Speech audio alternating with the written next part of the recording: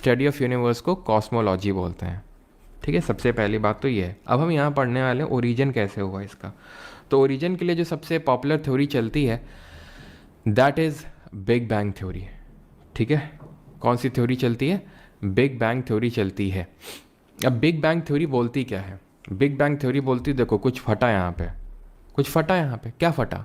तो big bang theory ये बोलती है कि एक infinitely small, very small hot dense single point था हमारा यूनिवर्स, बहुत ही छोटा सा पॉइंट था। ठीक है, क्या था? बहुत छोटा सा पॉइंट था, बहुत छोटा सा पॉइंट था, और उसमें एकदम से एक्सप्लोजन हुआ, बिग बैंग एक्सप्लोजन जिसको हम बोलते हैं। ये कब हुआ? तो ये लगभग 13.8 बिलियन ईयर्स एगो।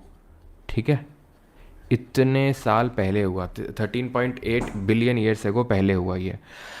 तो देखा किसने ये? कौन बैठा था ये? तो ये देखा जॉर्ज लेमाइटर ने। एक्चुअली देखा किसी ने नहीं, ठीक है, बिकॉज आपको ही पता ह्यूमन लाइफ तो काफ़ी बाद में निकल गया ही। जॉर्ज लेमाइटर ने ये थ्योरी प्रोपाउंड करी and that was with respect to the origin of universe. इन्होंने कब दी? 1931। और एक चीज़ और जो मैंने ऑब्जर्व करी है टीसीएस का, ये था कि ईयर पे बहुत ज़्यादा फोकस रखता था कि ये कब दिया, वो कब दिया।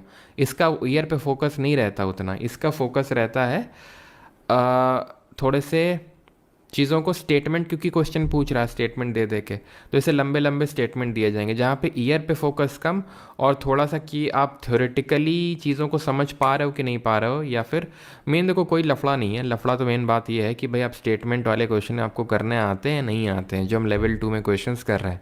ऐसे तो नहीं लंबी चौड़ी थ्योरी देख के तो मैं हक्के बक्के हो जाते हूँ, क्योंकि हम ये चीज़ समझते हैं कि भाई अफर्मेटिव टाइप के सेंटेंसेज होते हैं, स्टेटमेंट्स होते हैं, डेफिनेशंस होती हैं, वो जनरली गलत नहीं होती हैं। जहाँ पर हमें डेटा, फैक्ट, एक्सट्रीम कीवर्ड होता है, वहाँ पे थोड़ा सा हमें थोड़ा सा अवेयर हो जाना होता है कि भाई कहीं कुछ यहाँ पर चेंज करने के चांसेस ज़्यादा होते हैं डेटा में। जैसे मैं लिख दूँ कि the big bang theory was given in the year 1913। क्या किया मैंने? 1931 को 13 कर दिया, सिंपल, बहुत आसान था।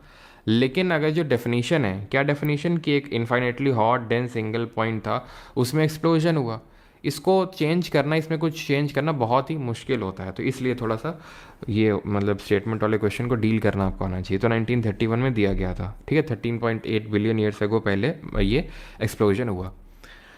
ठीक है, यहीं पे मैं एक दो थ्योरी और आपको बताना चाहूँगा, and that is steady state theory.